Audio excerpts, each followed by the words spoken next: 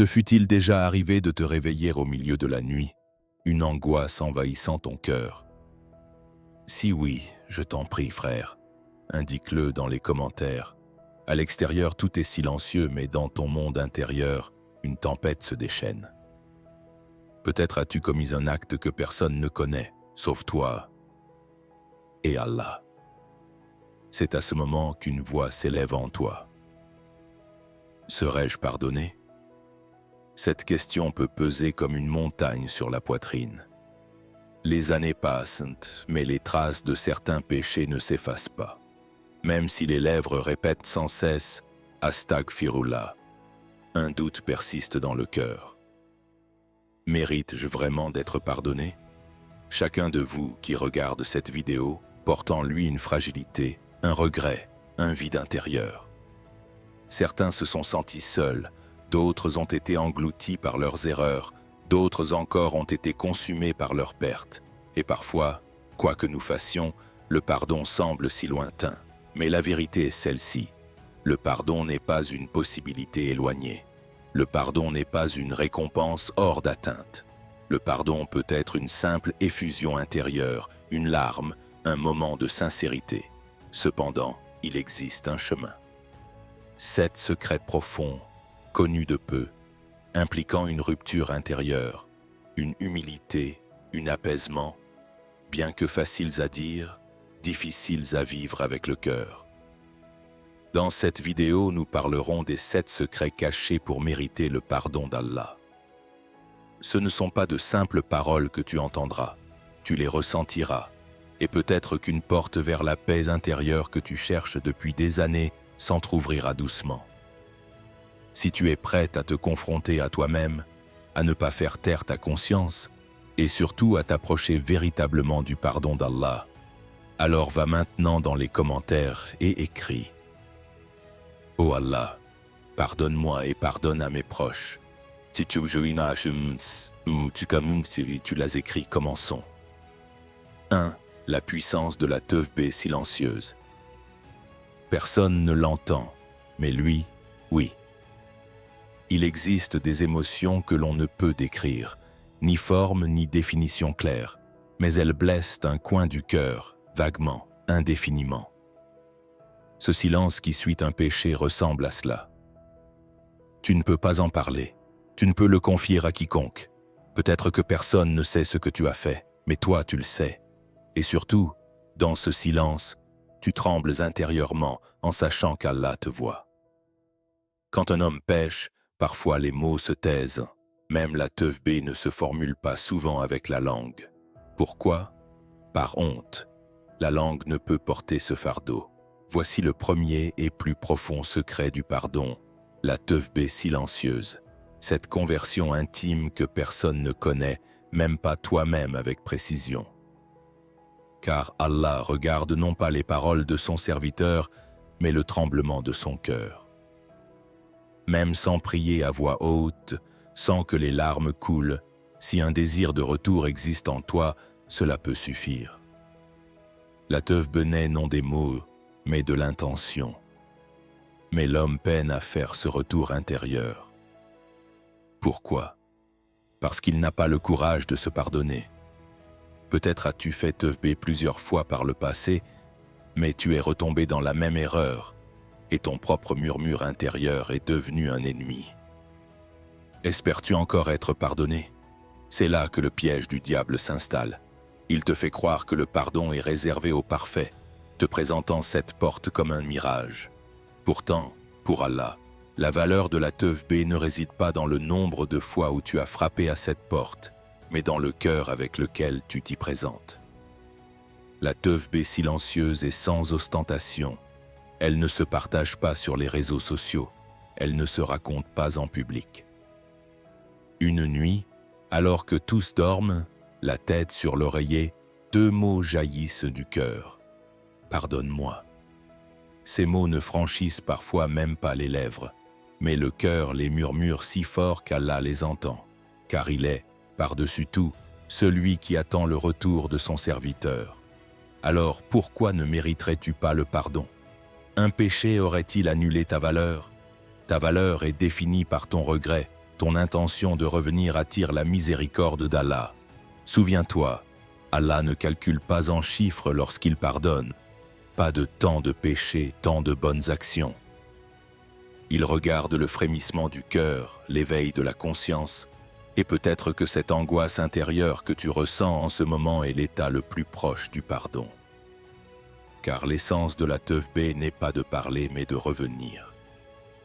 Certains pensent que le pardon exige de grands gestes, un pèlerinage, un vœu solennel. Pourtant, il peut résider dans un instant ordinaire. Une prière murmurée en allant au travail, un regard détourné du haram dans la rue, un soupir discret que personne ne voit. Cela aussi est de la tawbah, car la tawbah ne se limite pas à abandonner le péché, elle cherche à effacer son empreinte. Et parfois, cette empreinte n'existe qu'entre toi et Allah. Personne ne sait, personne n'intervient, juste toi et lui. Voilà pourquoi la tawbah silencieuse est la forme la plus spéciale de pardon.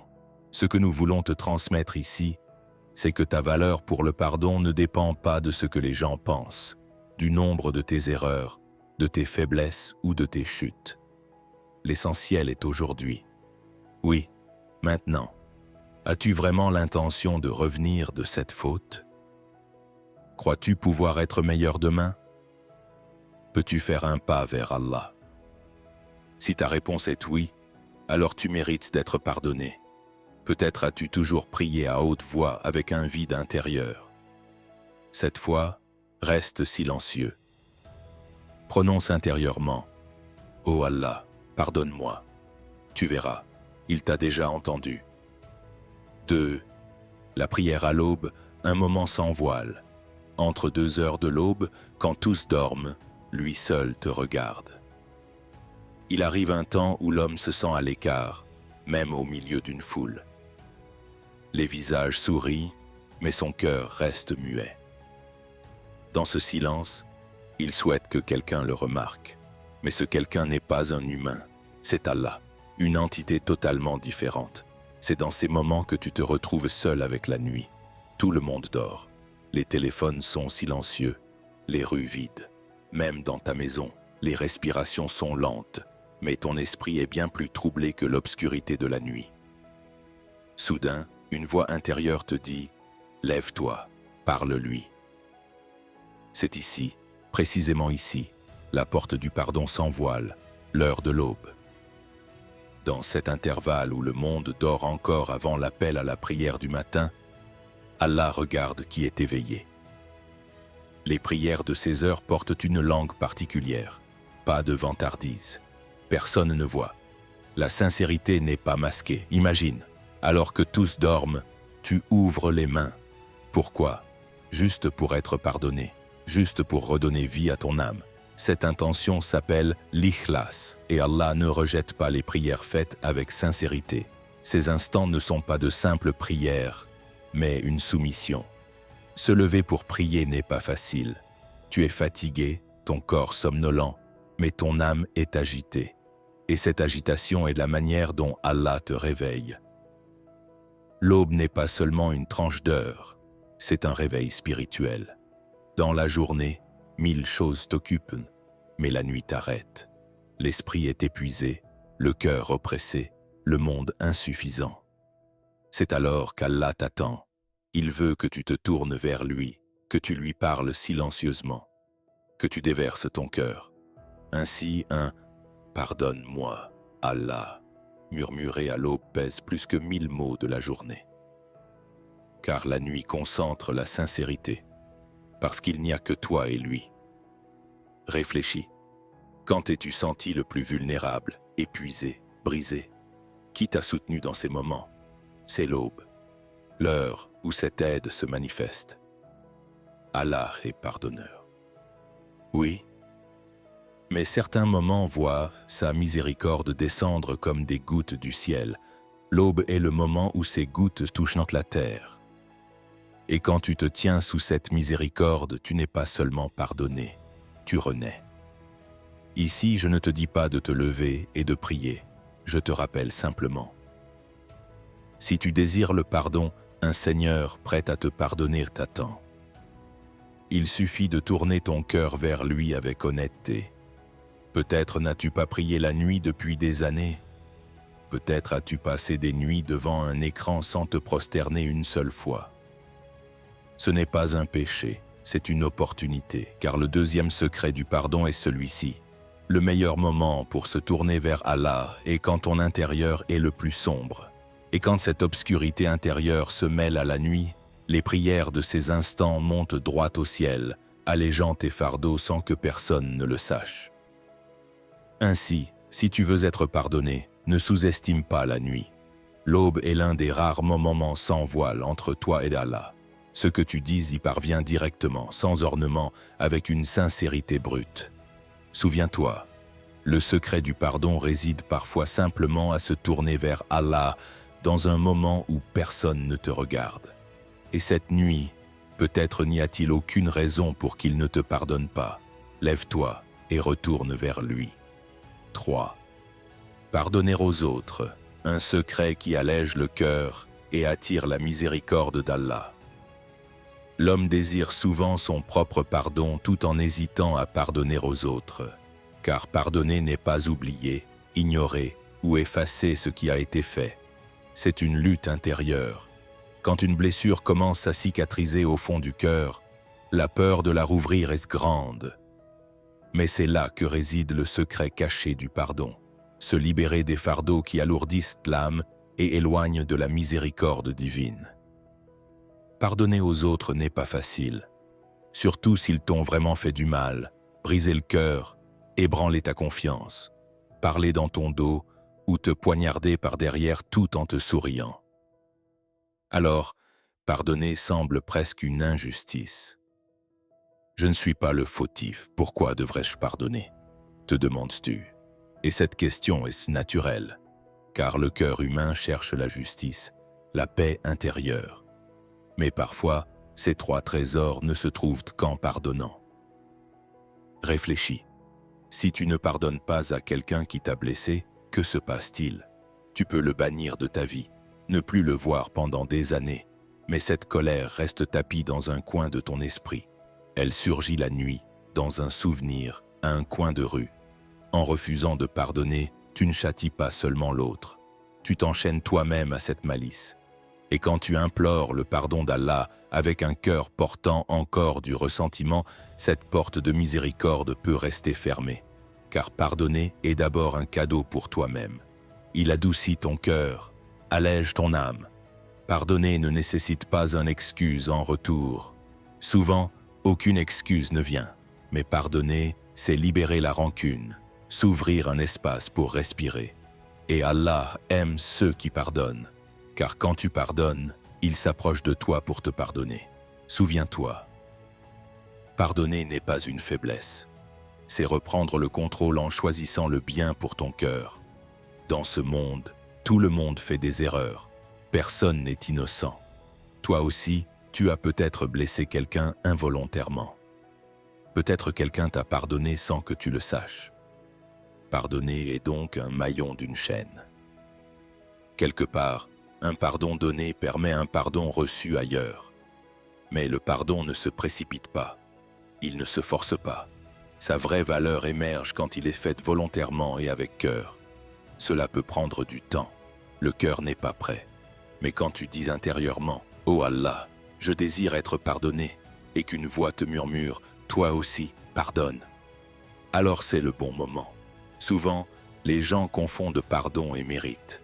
Celui qui m'a blessé ne le mérite pas, dis-tu, et tu as raison. Mais pardonner dépend moins de son mérite que de ton niveau de miséricorde. Car Allah te pardonne non parce que tu le mérites, mais parce qu'il est miséricordieux. Mériter le pardon peut avoir du sens dans le monde humain, mais dans la miséricorde divine, l'essentiel est de choisir la miséricorde. L'un des plus beaux aspects de pardonner est que la rancune évacuée laisse place à la prière, et les cœurs qui prient trouvent la paix plus vite. Quand tu pardonnes et dis intérieurement « Oh Allah, guide-le aussi, donne-moi la force », ton âme franchit un seuil, et à cet instant, tu t'approches de la vraie valeur du pardon. Car tu as choisi la miséricorde. Dans ce monde, tous font des erreurs, mais tous ne pardonnent pas. Si tu es de ceux qui pardonnent, Allah te pardonnera différemment, car tu as choisi la voie difficile, et Allah récompense chaque pas ardu au-delà de l'imaginable. Souviens-toi, pardonner peut se résumer en une phrase « Je te pardonne pour l'amour d'Allah ». Et parfois cette phrase apporte le plus grand soulagement de ta vie. Laisser les rancunes ne signifie pas effacer le passé, mais refuser de le laisser te dominer. Reprendre le contrôle de ton cœur demande du courage, comme demander le pardon. Ce courage te rapproche d'abord de toi-même, puis de l'affection d'Allah. En pardonnant, tu ne libères pas seulement l'autre, tu libères aussi ton cœur. Et peut-être qu'Allah te pardonnera grâce à cet acte. 4. Les bienfaits invisibles. Un Seigneur qui voit tout, témoin de ce que nul ne connaît. Faire le bien est parfois facile. Saluer quelqu'un, offrir un sourire, rendre un petit service. Mais la plupart de ces actes sont vus ou entendus d'une manière ou d'une autre. Nous aimons l'appréciation des autres, ce sentiment de satisfaction d'être remarqué. Pourtant, le vrai secret réside dans l'invisible. Ces bienfaits silencieux, inconnus de tous, même parfois oubliés par toi-même, sont l'un des plus puissants secrets du pardon, les bonnes actions que seul Allah connaît.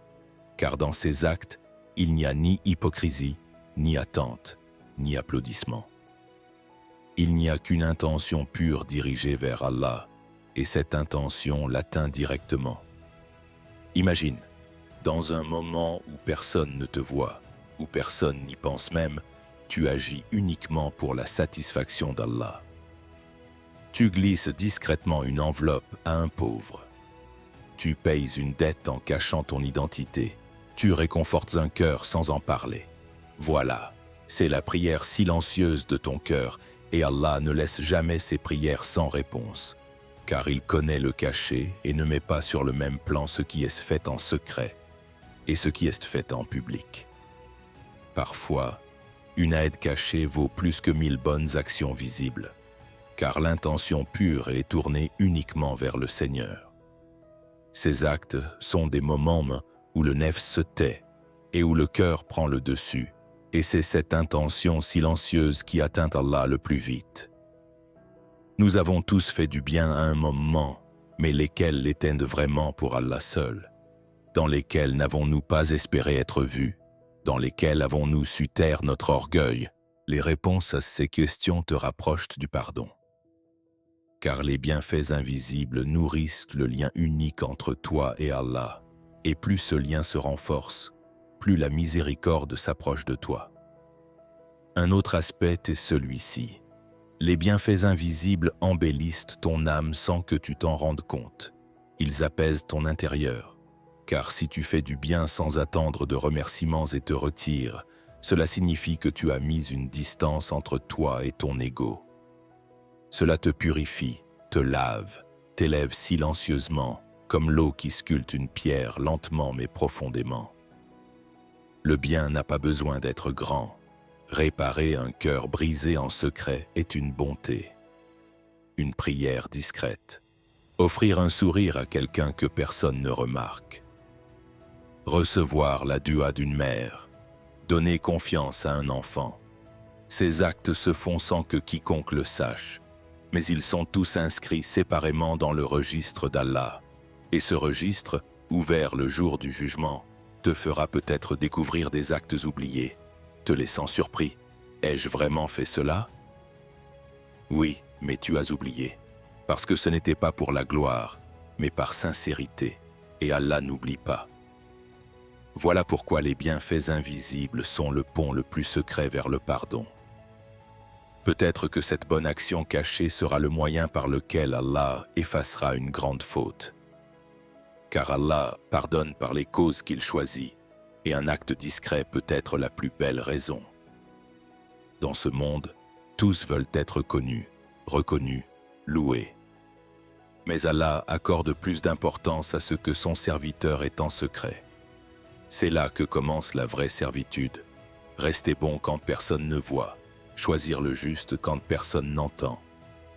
Voilà le chemin silencieux vers le pardon. En somme, si tu veux être pardonné par Allah, regarde ce qui est écrit dans ton registre caché. Si tu y trouves une bonté que tu n'as montrée à personne, réjouis-toi. Elle est ton témoin silencieux.